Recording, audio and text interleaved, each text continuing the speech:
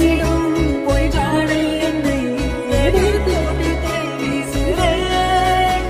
உன் ஊர் தாண்டிடும் ரயில் பாலத்தை என் பூமி முடிந்து விடுதே.